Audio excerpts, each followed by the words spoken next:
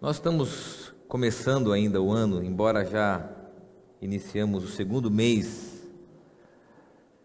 que é o mês de fevereiro, nós ainda estamos nesse início do ano. Parece que há um sentimento generalizado de incertezas no nosso país. Se você usa bastante as redes sociais, você percebe que as pessoas elas estão pessimistas, críticas, em relação ao cenário de tudo isso que está à nossa volta. Para quem conhece um pouco essa linguagem, parece que todo dia é um 7-1 novo, né? A expectativa de que de repente as coisas comecem a melhorar e de repente piora. Você na expectativa de que venha uma boa notícia e você tem até um certo ânimo, a bolsa sobe, o dólar cai e você se anima, mas no outro dia vem uma má notícia, vem uma incerteza e que traz de volta esse sentimento, esse sobressalto de que alguma coisa ruim pode acontecer ou até piorar. Isso tem sido um sintoma geral dos dias atuais, um desânimo, falta de esperança, um pessimismo generalizado. Eu já chamei isso aqui de niilismo, você já ouviu eu falando sobre isso. O niilismo é esse pessimismo contagioso, essa visão pessimista da vida. Você conversa com as pessoas, elas estão assim. Você apresenta uma possibilidade política, logo vem uma crítica. Você apresenta uma ideia que possa mudar as nossas relações, logo vem alguém dizendo, não, isso não vai dar certo. Porque a gente já cansou, já tentou, já se frustrou, já se decepcionou, e a gente olha para o futuro sem muita esperança de que as coisas podem mudar ou melhorar. É isso. A gente está sem esperança. E isso em todas as esferas da vida. A gente olha para os filhos e diz assim, olha, eu já investi, eu já gastei o meu tempo, parece que eu já tentei várias coisas, mas não há nenhuma mudança.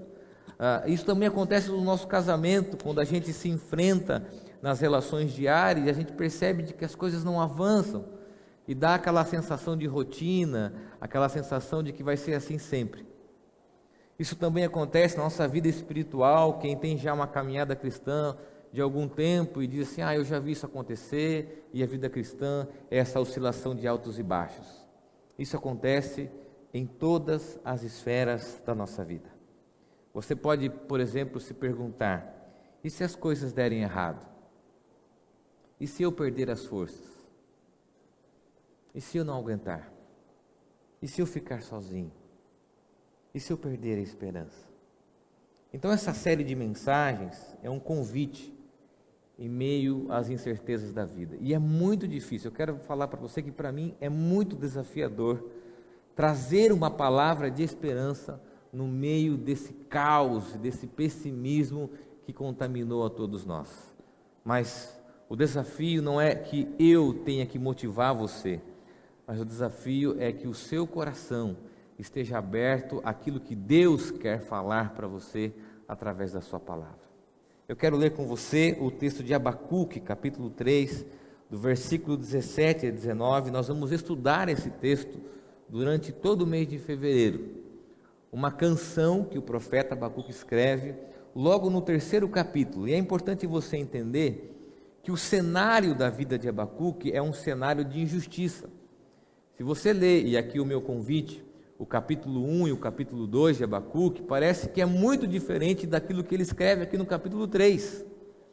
Ele está questionando a ação de Deus, o que Deus podia fazer, ele está questionando as injustiças, e é muito comum que os profetas bíblicos denunciem essa injustiça, questionem a Deus, mas também questionem o povo a respeito das atitudes que eles tinham. E a gente percebe que Abacuque, se você iniciar a leitura do capítulo 1, ele está em volta desse sentimento. E no final dessa angústia, dessa crise, ele escreve uma canção, um salmo.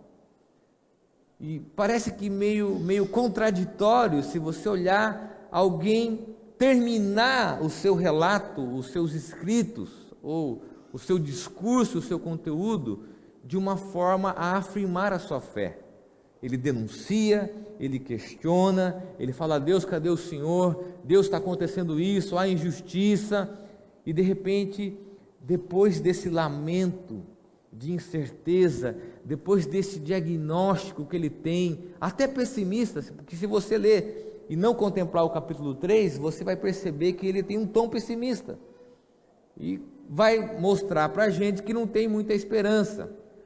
Só para você entender o contexto, os assírios estavam dominando de uma forma muito cruel aquela região, e ele está questionando isso, esperando que Deus faça uma intervenção, de tanto que havia crueldade naquele lugar.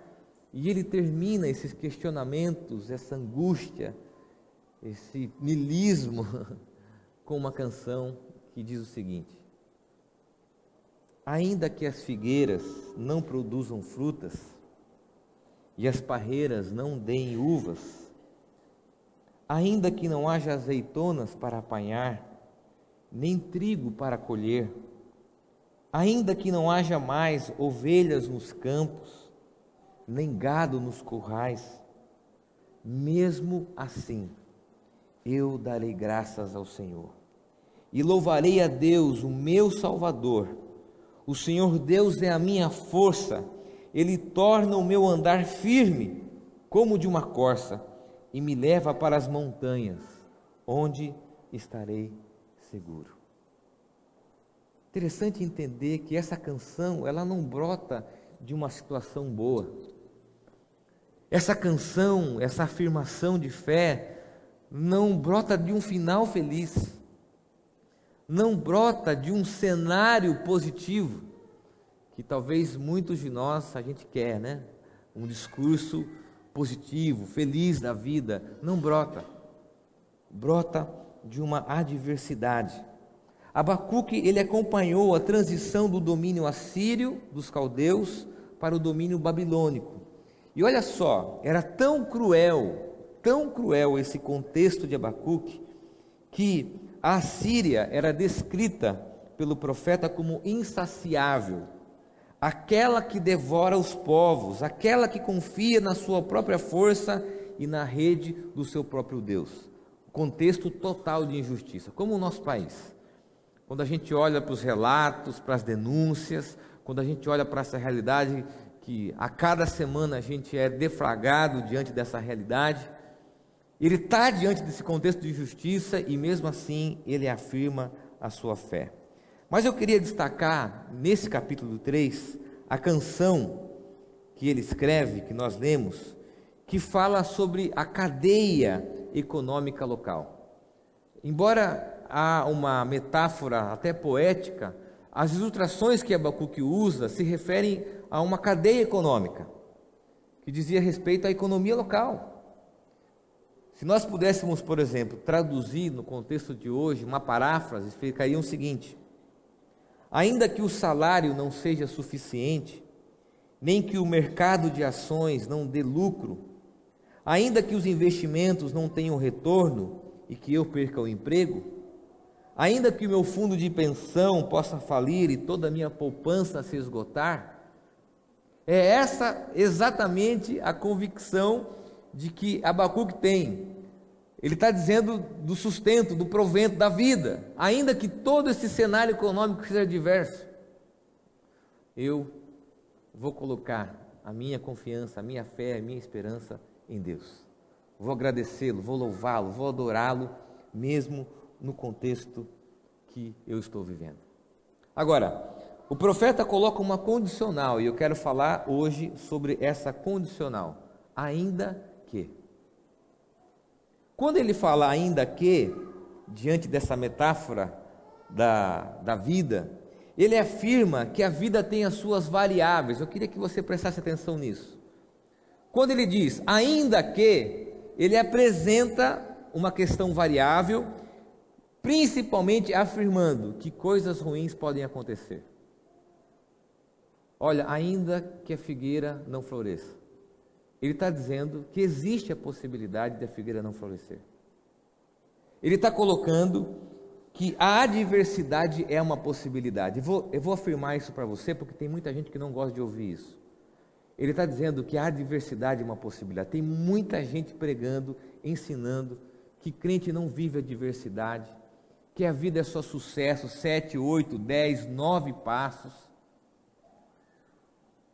Isso não é bíblico, porque a Bíblia coloca a possibilidade da diversidade. O próprio profeta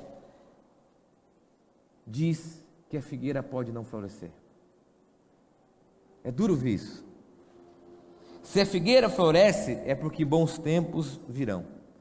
Se a figueira não floresce, é porque o tempo bom não vem. Na cultura bíblica, isso era um presságio, um sinal de que as coisas não iriam acontecer como se esperava. O profeta tinha essa consciência da variável da vida. Sabe o que eu gostaria muito? E aqui eu falo de uma experiência pessoal minha, de não ter aberto a certos exames. Quando, por exemplo, a gente descobriu sobre o nosso filho, ou descobriu sobre o tratamento da minha mãe, sem algumas experiências pessoais. Mas a vida é variável. A vida, ela nos coloca diante de situações boas e ruins. E eu queria fazer com você aqui 3 considerações a respeito dessa afirmação, ainda que o profeta coloca nessa variável. Primeiro, é que essa consciência do profeta nos faz considerar a enxergar a realidade. O profeta bíblico, ele nos leva sempre a termos um olhar muito honesto da vida, enxergar a realidade. Enquanto tem muita gente que quer fugir da realidade, que quer um discurso mágico que tire ela do sofrimento, do problema, da luta, e é exatamente isso que a confissão positiva prega. As pessoas procuram na igreja é o quê? Um discurso que as tire da realidade. Poxa, eu já vivo sem dinheiro, então eu vou procurar uma igreja que me dê dinheiro. Poxa, eu já vivo enfermidade, então eu vou procurar uma igreja que me dê cura. Nossa, eu já vivo uma vida tão rotineira, então eu vou querer o quê? Uma igreja que me ofereça milagre. Mas o profeta bíblico, ele faz com que as pessoas olhem para a realidade da vida. Porque a fé cristã é uma fé muito honesta diante daquilo que a vida pode nos oferecer. O profeta, ele faz-nos olhar para os perigos e para o quadro do cenário da nossa vida ao redor, sem fuga, sem troca, sem barganha, sem ilusão, sem infantilidade. Enquanto o discurso religioso atual propõe uma vida sem sofrimento, sem crises ou lutas, a fé cristã não nos exime dos problemas e das lutas da vida. E aqui eu quero falar uma situação que eu tenho acompanhado. Esse discurso de que as pessoas não sofrem, elas só prosperam, vencem, ele é muito legal quando tudo vai bem. Quando tudo vai bem. E quando os problemas vêm, nós nos sentimos excluídos. Nós nos sentimos à margem de tudo isso. Enquanto nós estamos aqui cantando mais que vencedor, no sentido da vitória pessoal, e eu estou bem, estou recebendo uma promoção, eu estou ganhando mais, comprei, avancei, as coisas vão bem.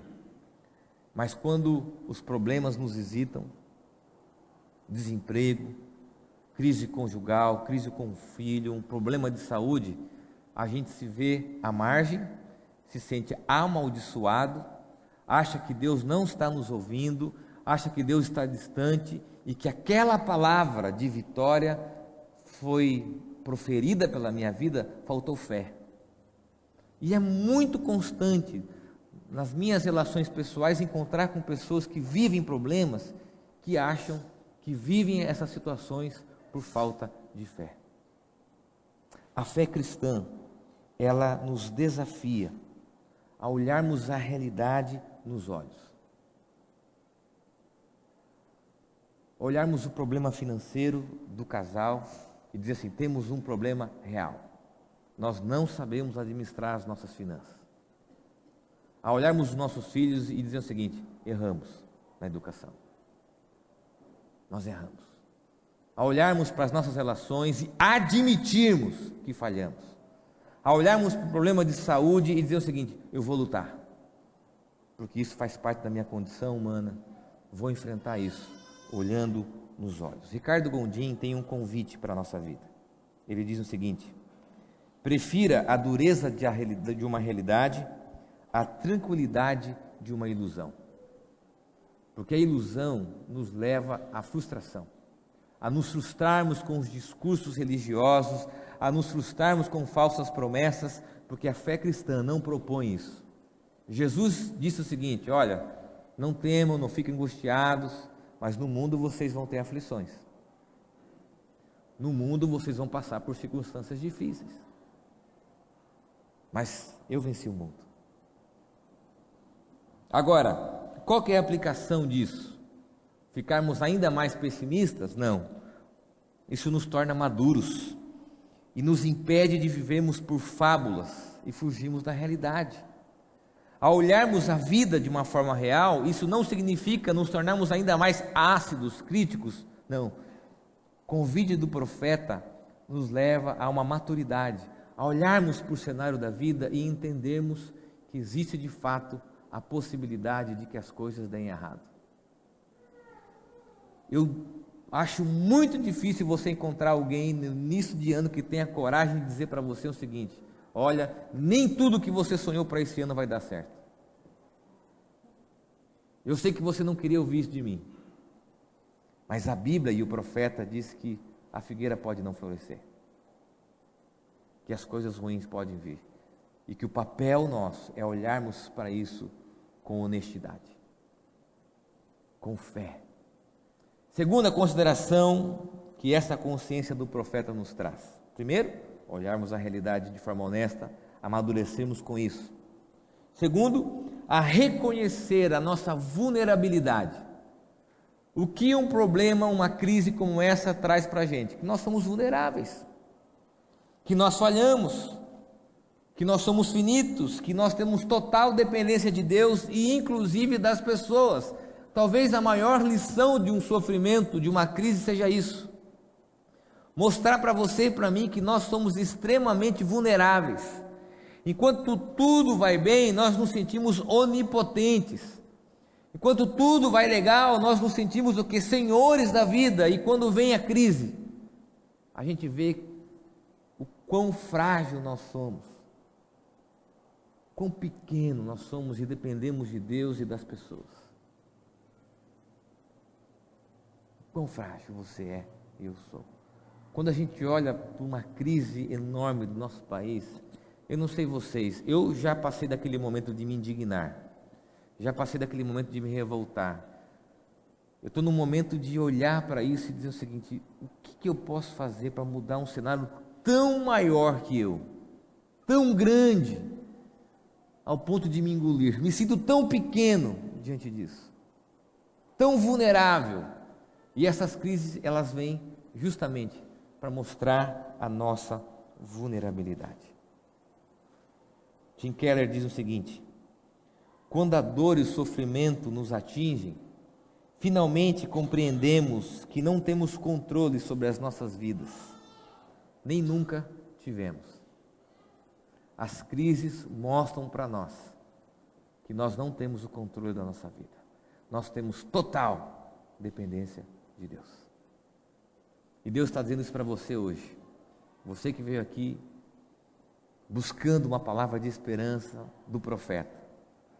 Você e eu somos vulneráveis e dependemos de Deus. Não dependo de um sistema econômico, seja ele qual for. Não dependo de um político ou de outro político. Eu não dependo de um cenário positivo no que diz respeito à economia política. Eu não dependo de um cenário de saúde, porque na verdade eu dependo de Deus. E a minha dependência de Deus mostra a minha pequenez, a minha vulnerabilidade de declarar que mesmo que a adversidade venha, eu vou dar graças a Deus e vou louvá-lo. Você se sente assim? Esmagado, pequeno. Confesso que às vezes eu vivo situações assim que me levam a me sentir um papel amassado, vulnerável, pequeno. E eu acredito que algumas situações acontecem justamente para mostrar nossas falhas, a nossa pequenez e a nossa total dependência de Deus. Você e eu dependemos de Deus e das pessoas. Eu vou contar aqui uma experiência. Eu tive o ano passado uma crise do nervo ciático A idade está chegando, né? Travei. E um anjo chamado Hinaldo, que está aqui, me ajudou. E eu fiquei numa posição que eu não conseguia mudar. Estava me preparando para correr uma corrida no sábado à noite. Atleta. Thiago? E de repente eu travei numa posição e não conseguia sair. E eu precisei das pessoas. E é tão ruim, não só a dor, mas você se vê incapaz até de se movimentar, da sua esposa, os seus filhos, seus amigos terem que pegar você literalmente no colo, porque você não consegue mexer, até que alguém vem devagar, com cuidado, vai aliviando, vai tratando, e depois você volta a ser independente novamente. As situações que travam a nossa vida, elas nos mostram isso, exatamente isso, que existem certas experiências que não dependem mais do que eu faço, dependem do cuidado de Deus e das pessoas que estão ao meu lado. E o profeta diz exatamente isso, ainda que somos vulneráveis. Em terceiro e último lugar, há a palavra de esperança, que diz o seguinte, o texto diz, e mesmo assim,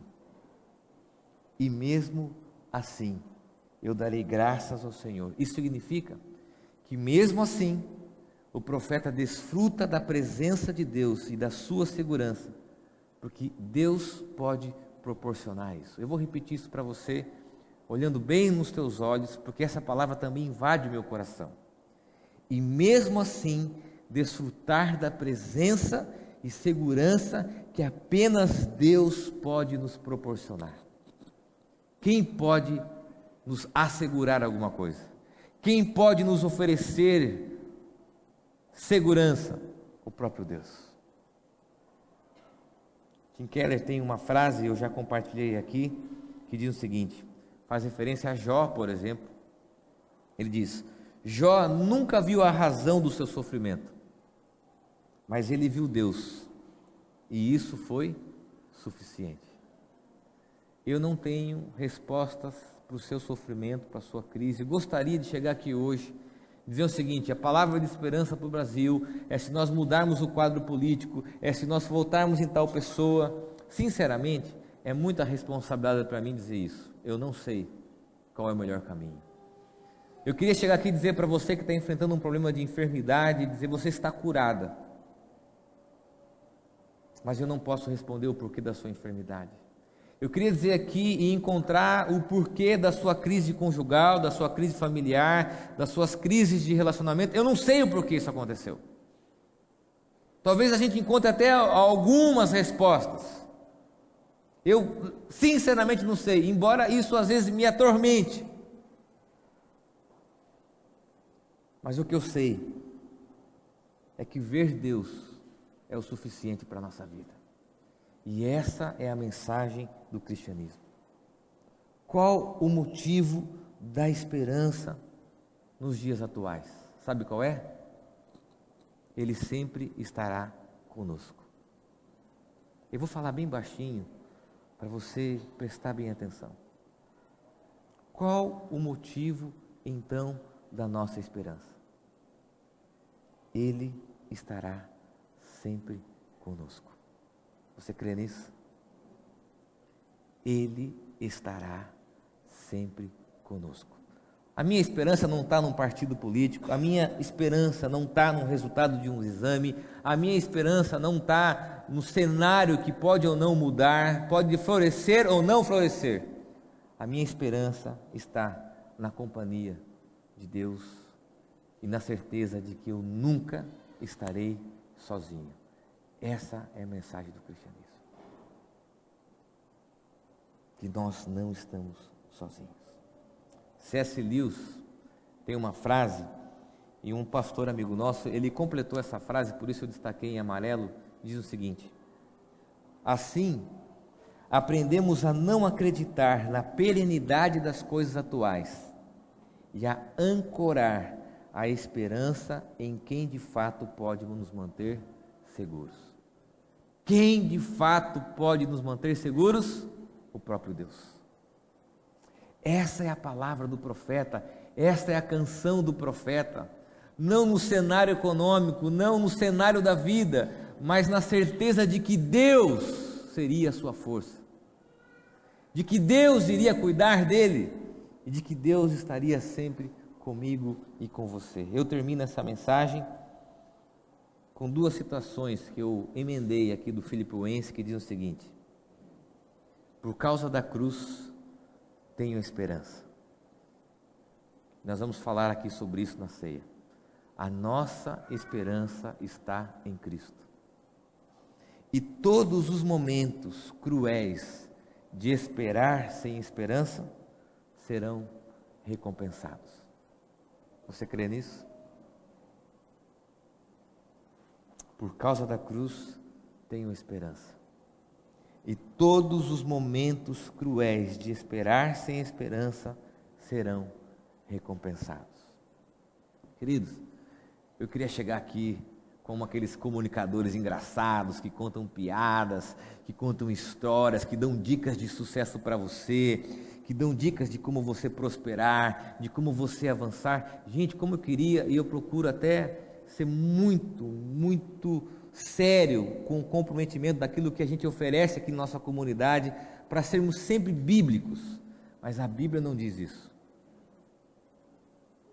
Cuidado com o discurso que você está ouvindo, porque esse discurso é uma porcentagem apenas do que a Bíblia diz, porque a fonte de esperança bíblica é a companhia da presença de Deus constante na nossa vida. Ah, mas Deus pode me fazer prosperar? Se você prosperar, agradeça. Se você avançar, diga glória a Deus, tudo vem das mãos de Deus. Deus pode, claro, fazer com que a figueira floresça. Para você que a figueira vai florescer, glória a Deus, dê graças a Deus. Mas para você que a figueira talvez demore, que a figueira talvez tenha um processo mais lento, espere em Deus. Para você que a figueira não floresceu e talvez nem floresça, coloque a sua esperança no próprio Deus. Se você colocar a sua esperança em homens, você vai se frustrar. Se você colocar a sua esperança no modelo econômico de negócio, você vai se cansar. E isso não vai realizar o seu coração. Se você colocar a sua esperança num líder, numa pessoa, você vai se frustrar. Mas se você colocar a sua esperança em Deus, você sempre terá o suficiente para agradecer e louvar a Deus. Queridos, eu não sei o que vai ser do nosso país, sinceramente, não sei. Mas uma coisa eu sei, eu espero em Deus, de que as coisas mudem ao seu tempo, e de que Ele me sustente em cada momento da minha vida. Eu espero em Deus, de que eu nunca esteja sozinho. Essa semana, eu e a Aline, nós estávamos conversando com algumas pessoas, e uma delas chegou para nós e disse o seguinte: como que é viver com a sensação de que o seu filho não vai estar aqui amanhã?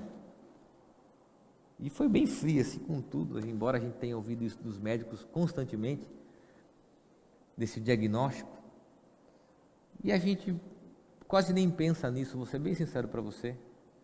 A gente falou, a gente já sofreu mais com isso, a gente sofre, e sabe que isso vai ser um sofrimento absurdo, imensurável quando acontecer.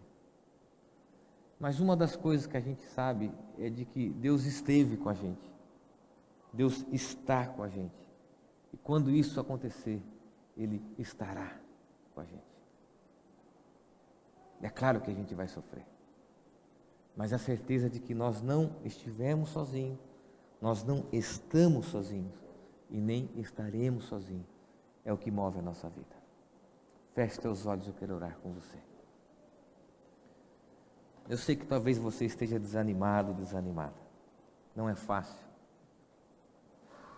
mas o convite a olharmos a realidade nos olhos é um convite à maturidade. convite ao diagnóstico de que somos vulneráveis, e somos. Como somos vulneráveis? Como somos? Também é um convite a reconhecer a nossa total dependência de Deus. Total. A depender dos outros também. Agora, diante de tudo isso, o convite a desfrutar de uma fé bíblica e de esperarmos em Deus. A minha esperança está em Deus.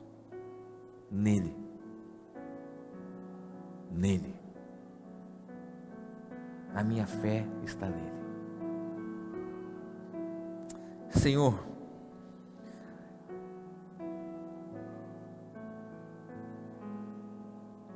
que essa palavra, Pai, tire os nossos olhos das coisas passageiras, tire os nossos olhos da ilusão, da fantasia,